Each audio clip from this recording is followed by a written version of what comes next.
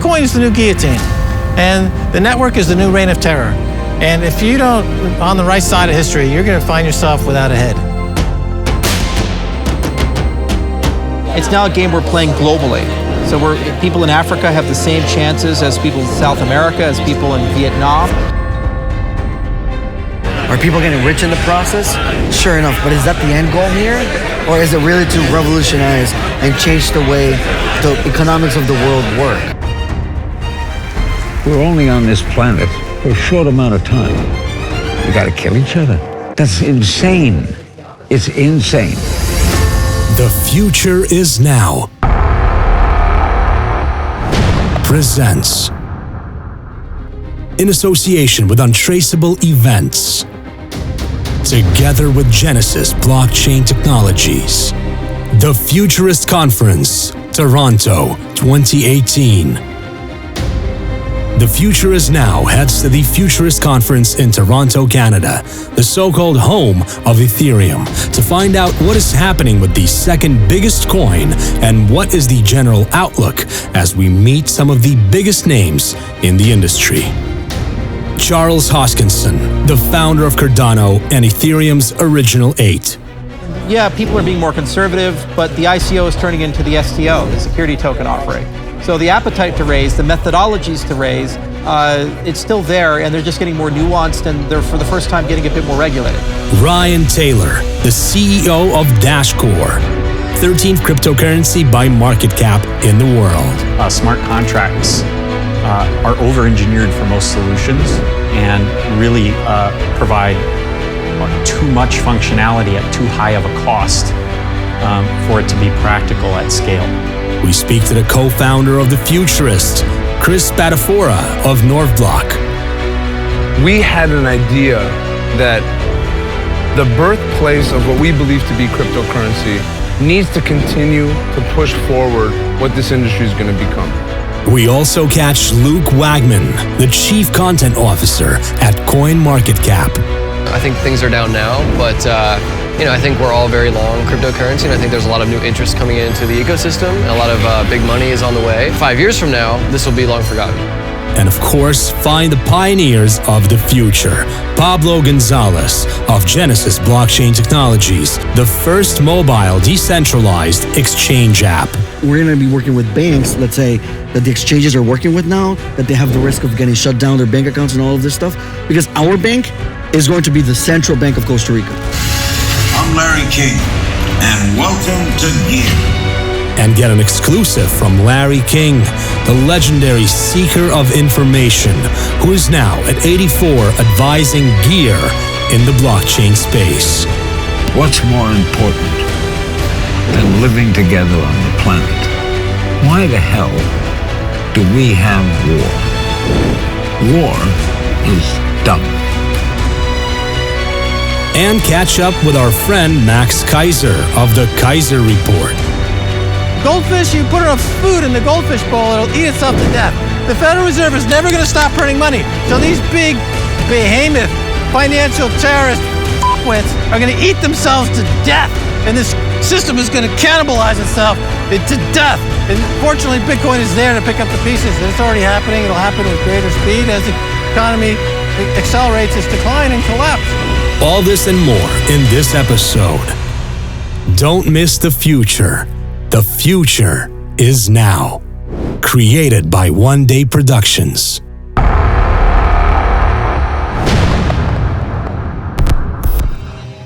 Welcome to The Future is Now, your one-stop on the progress of blockchain technologies in creating that future. I'm Miguel Francis-Santiago. We're at the Futurist Conference 2018 here in Toronto, Canada. Stay tuned and let's explore the creation of tomorrow together.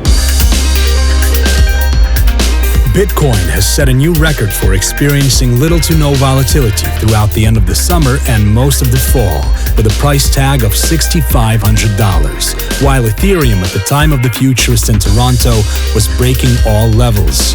Today, it is still hovering around $200. What led the second by market cap crypto to such a low after such a stable high for most of 2018? And is this a sign of danger for the ICO phenomena, which is supported by Ethereum? And in the end, does the price really matter? Let's find out by speaking to some of the brightest in the crypto world that have appeared at the Futurist. Actually, a lot of the news that's been coming out lately hasn't been all that bad. There has been increased adoption and increased interactivity with the traditional finance space and clear movement in that direction, whether it is custody or trading on more major mainstream exchanges, regulated exchanges. And so I think that things are moving in the right direction.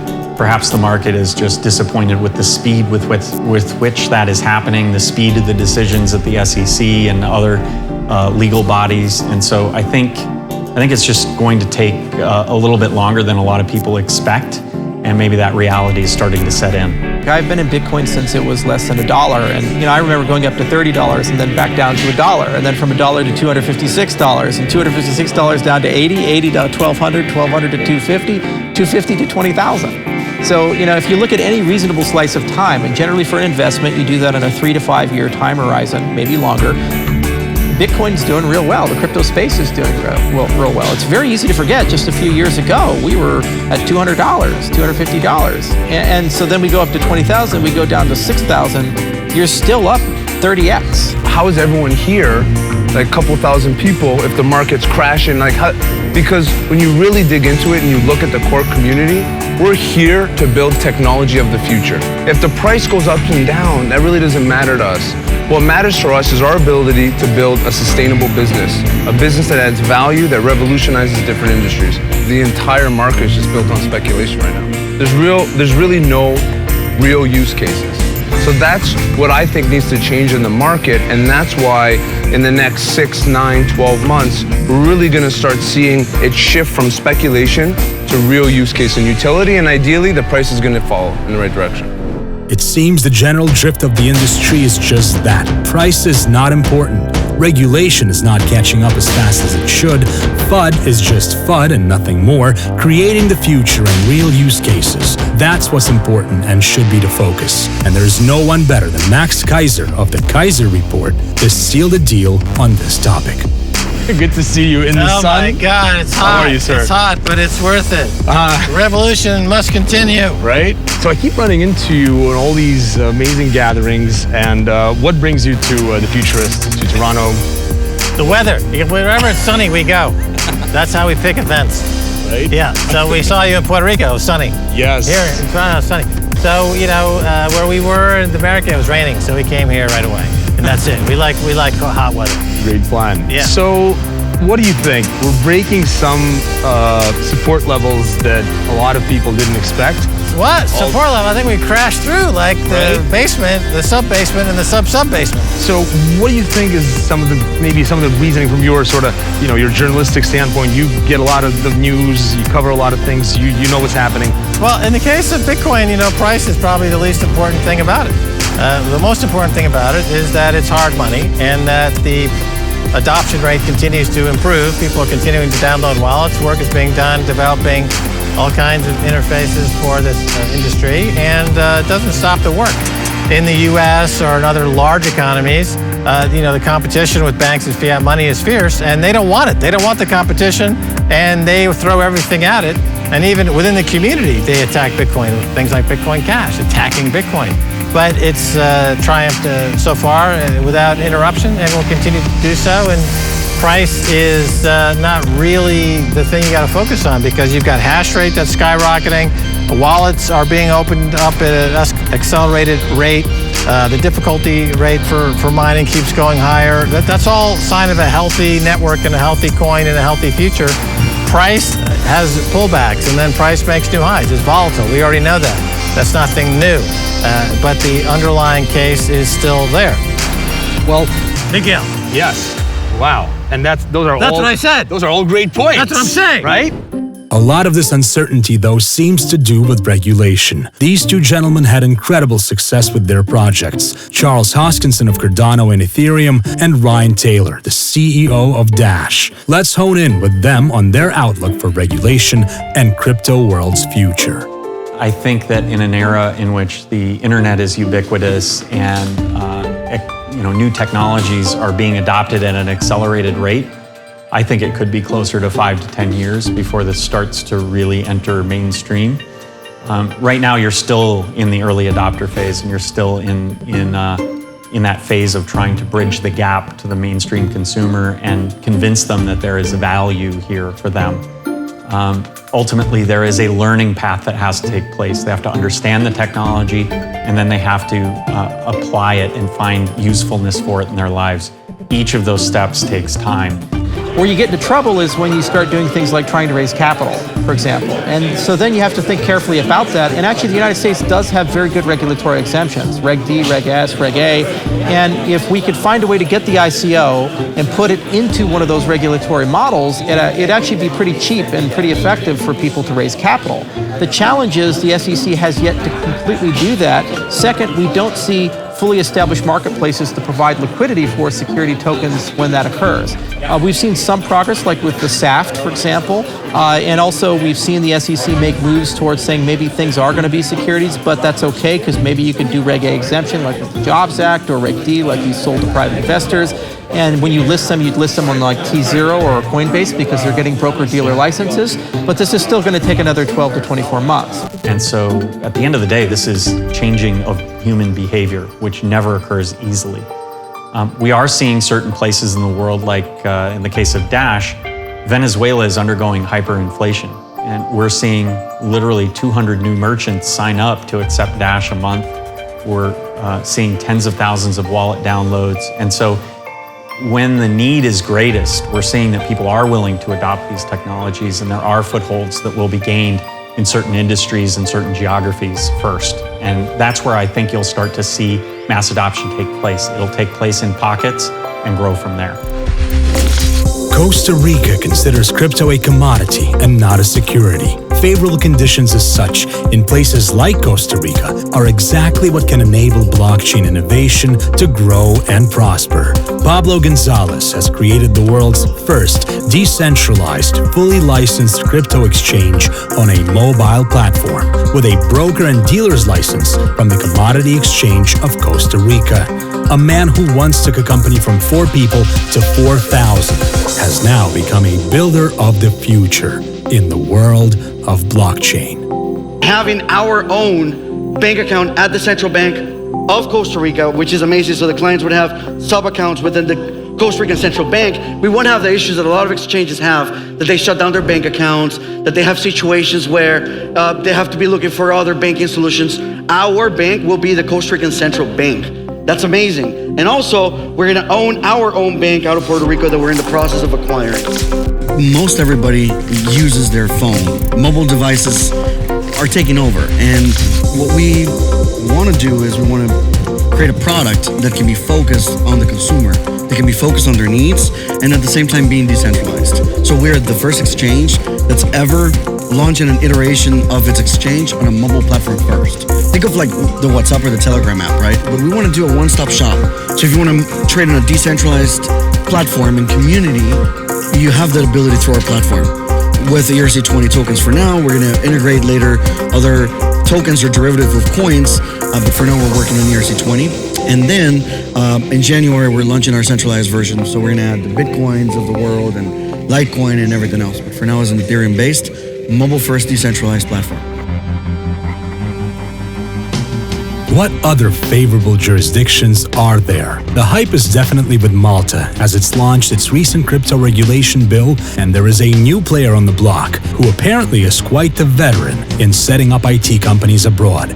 Bermuda. We met with the representatives of both jurisdictions, Eman Pulis, the founder of the Malta Blockchain Summit, and the Honorable Wayne Caines, the Minister of National Security and also the Minister of Blockchain for Bermuda. We have a young government. We're aggressive. We love to travel. We are in this space. We live this space. We want to see blockchain change the world. So not only do we see it as a mechanism where we can have a third pillar to our economy, we see it as an opportunity for the people in this room to change the world. And we're saying that Bermuda is ready, we're open, and we're willing to set up companies if they indeed want to be regulated by one of the best jurisdictions on the planet. pink sand and turquoise waters and people that understand what business is from the start to finish, setting up your business. We believe without any problems, that should be between 4 to 6 weeks. We understand the blockchain. Our premier or our prime minister, which we call our premier, he is 38 years old. He's a technologist. And so we have a young government and we understand not only the benefits of blockchain, but how blockchain and cryptocurrencies can change the world. We're here with Eman Pulis, the man behind the Malta Blockchain Summit. That's right. It's good seeing you, brother. Pleasure of mine. Malta, as you rightly said, has just launched its 3 bills, its regulatory framework, to attract all these legit companies from blockchain.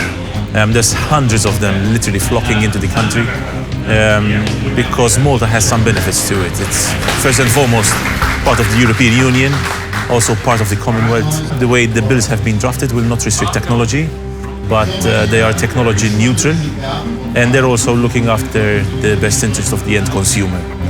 It won't be restrictive for companies in the sense that they will not be a license, but they will be a form of certification which companies will be encouraged to embrace. It will be interesting to see how you develop and compete with players like Malta, players like Georgia and Latvia. Can I be honest? Yes. There's no competition. Okay. When you look at people coming into this space, we're trading on 50 or 60 years of people looking at the space. So if you were a banker, if you were an international finance, you wanted to do an ICO and you wanted to invest 500 million or be a part of a deal, you want to come to a space that's regulated. I don't wish to disparage any of our brother or sister jurisdictions, but they're just getting into the business space. We've been here for over 50 years. We understand the space. We have a legal and regulatory environment that's second to none. We have a judicial system that is ready and willing. We have the legislation already in place. And so when everybody gets themselves up and running, and I believe they will, you'll be in Bermuda, that's your jurisdiction that's ready tonight, this afternoon, right now to receive it. The government has launched this regulatory framework. So basically what the government is saying is come to Malta and you can operate in a safe environment. With any change in government, there's going to be business as usual, simply because the 3 bills on blockchain have passed from Parliament unanimously. So we took the lead, given the excitement there is about the blockchain island. We took the lead and we came up with the Malta Blockchain Summit, which is happening on the 1st and the 2nd of November. All right. And guess what? The future is now is going to be there as well, and so should you.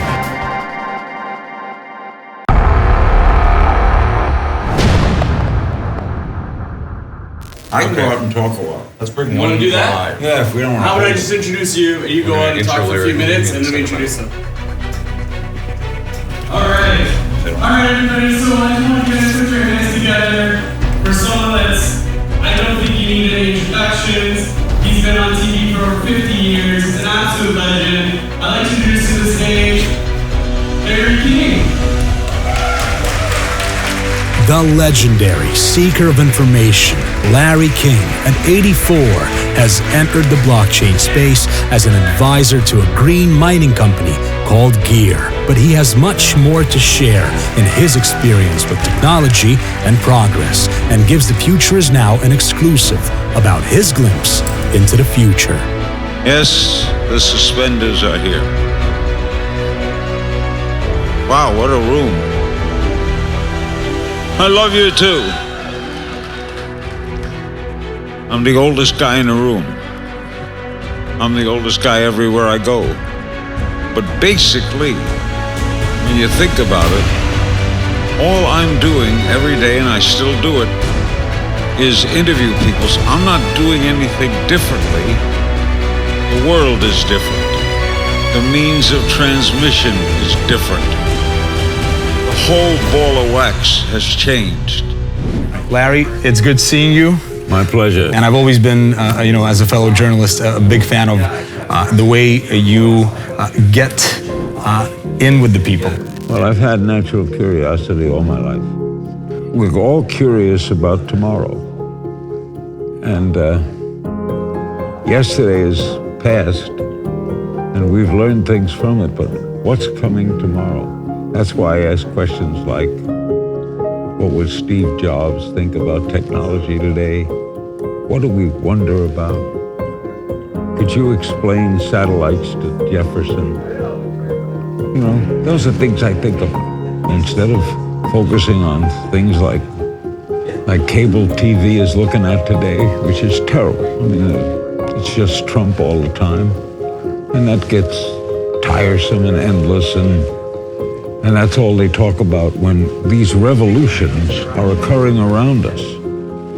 People are getting smarter, and we're trying to feed more people, learning more about the environment and where we're going. All these things have value. And I've always felt that, sure, we have to be interested in the cultural thing, and we have to be interested in who's sleeping with who, and there's always a tabloid interview. That's part of the game. But to look at other things and put them in front of things, I mean, what's more important than living together on the planet? Why the hell do we have war? War is dumb. After speaking to Larry King, one could only hope that the world understands the bigger picture that can come with technology and unity, both of which blockchain encompasses in its true potential. There are places that are adopting this technology right now because it is simply better than what the current government is offering.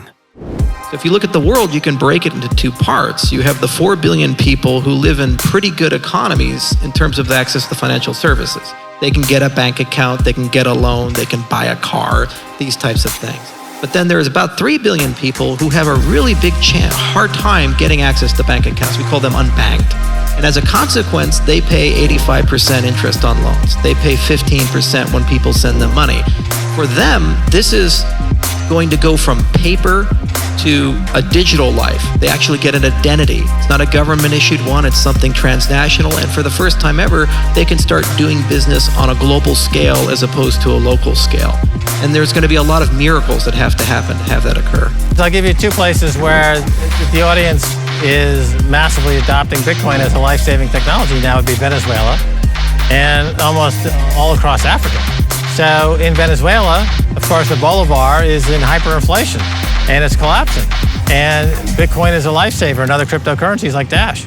Across Africa, they are now able to trade using phone technology and crypto and leapfrogging 100 years of installed technologies and banking technologies that they don't need. We're rolling out an app called DashPay. But what DashPay allows you to do is create a username on the blockchain itself. It'll be more like an account instead of a wallet that resides on a device. And you'll be able to access that account from anywhere. And so I'll be able to use it from my tablet or my phone.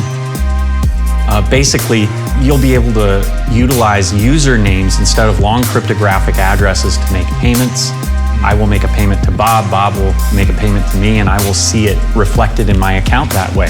The thing about Dash is that they're on the ground in Venezuela, getting people to open wallets and getting businesses to accept Dash at the point of sale, and it's changing the financial landscape of Venezuela. They've got hundreds of merchants, thousands of merchants adopting hard money crypto, Dash, and people are now, for the first time, have hope because they are escaping the hyperinflationary bolivar nightmare into this new future where people get hard money in their hands. They're now savers instead of consumers, and they have individual freedom versus being part of some socialist or failed capitalist miasma of hyperconsumption, loss of individual rights, and overall feeling of yuckiness. It is the need that creates the demand, and currently with Bitcoin's increasing wallet downloads in Africa, Dash expanding within hyperinflating Venezuela, the demand for crypto grows. The future also lies with centralized exchanges because they are the arteries of the industry, yet they work just like banks, and we seem to be inviting them to operate our crypto at will. Now, as far as CMC being the sort of the aggregator, the go-to site in the morning that I go to every morning, you know? Me too. What do you guys see in your space? I mean, how many new listings are we having? How many new coins are you adding to the, to the library? Like, do you have some statistics maybe you can share with us? Just so I don't know exactly offhand how many we add a week, but we receive hundreds, if not thousands of requests every week to add and at least look at new projects. But right now, as it stands, to be listed on CoinMarketCap, you have to have at least one market that has non-zero volume, that's on an exchange that's on CMC. So in order for there to be data to even pull or display, right? So first it's got to be a cryptocurrency. There's got to be a block explorer. There's got to be some way to track the supply, and also there's got to be non-zero volume on at least one market that's on CMC.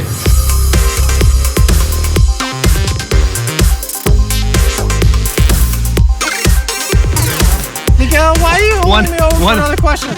It's fucking like 120 degrees. It's in Canada. I'm supposed to be playing hockey, and you're asking me all these crazy questions, Miguel. Just What's a quick going question. on? There are rumors that Binance takes 400 BTC for a listing. Exchanges are the arteries of this whole ecosystem. Yeah. What can we do when we have exchanges asking for these astronomical fees, basically kickbacks, to be listed and to participate in the community? What do you think?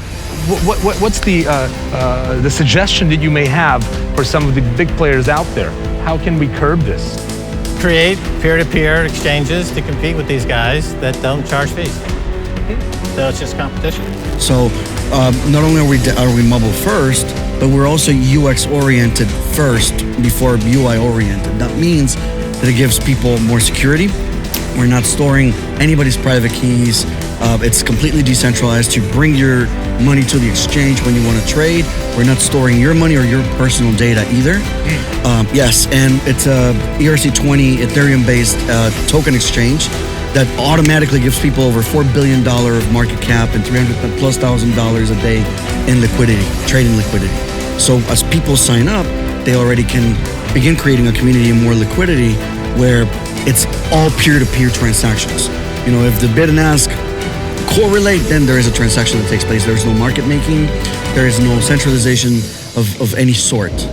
Genesis blockchain technologies could be on a cusp of a game changer. As we spoke more in depth to its founder, Pablo Gonzalez, we found out that they will be introducing something as wild as trading pairs for Bitcoin and gold and other commodities versus crypto. Now, to trade derivatives of coins, let's say ERC20 tokens or Stellar, derivative tokens, you need to go to several exchanges. We're integrating, not yet though, we're launching today, only ERC20, but in January we're going to have an integration with our own relayer. It's all proprietary technology, by the way. We're not piggybacking on anybody. It's all built from scratch with our tech team, which is phenomenal. We have people from all over the world working with us, and we're going to be able to include tokens derived from the main coins, the main platforms, Neo derived, Stellar derived, Ethereum, into the platform. So it'll make users not want to need to have multiple accounts and multiple wallets and exchanges. We are also a wallet and an exchange. And the cool thing that I was mentioning before is we're not storing people's data and we're not holding people's money. We're going to allow the G10 currencies. Right now, exchanges are allowing just USD, Euro, very limited coins, currencies, I'm sorry. We're going to have the G10 currencies into our exchange. And because we have a commodities exchange license, a broker dealer, if you want to trade Bitcoin against gold or Bitcoin against oil, you'll be able to do that. So you'll be able to trade cryptocurrencies against other commodities and cryptocurrencies with fiat currencies as well. Wow. Which is revolutionary. There's no exchange now in the world that has the ability or the licenses to trade oil and Bitcoin, Ethereum and corn, all of the different commodities and currencies. Pablo is also very fortunate to have strong family support in his endeavor. His father and brother are part of the vision and are always there when he needs them. So what shape and form will the market take as it cleans itself out, as more exchanges become less centralized and more demand in places of need creates the use case for the future of the crypto world that evidently will become the future for the whole world.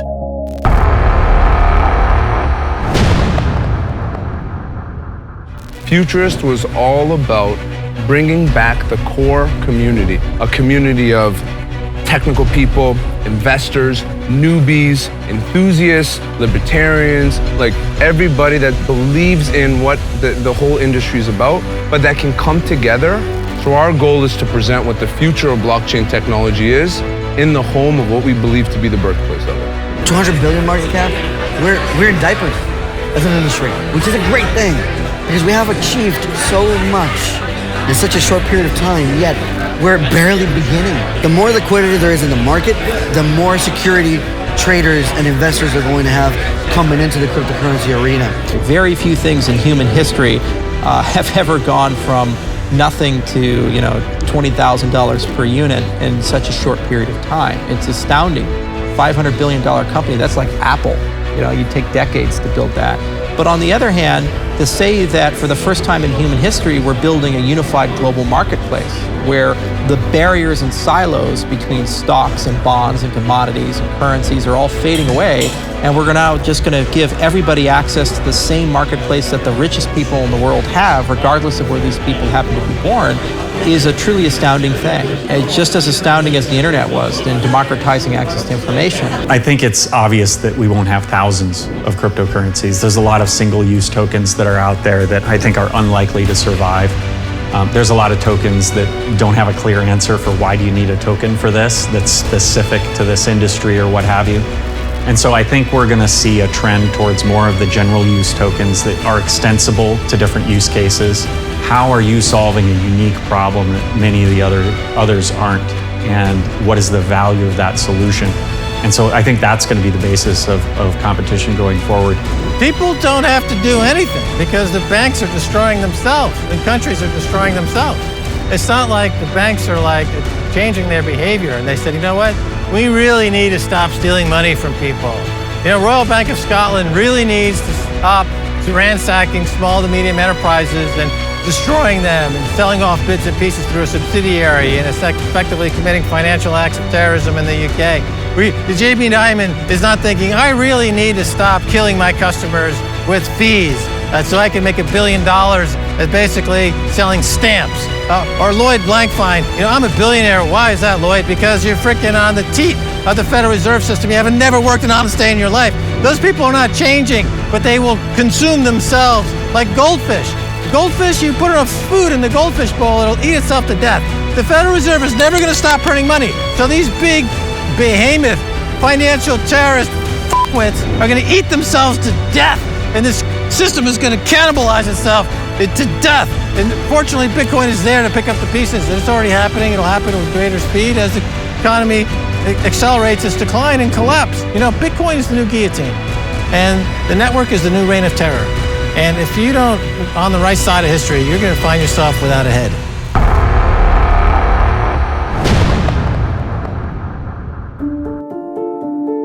We're all living on this planet. It's very small, not a big place, but we are at a touching point here.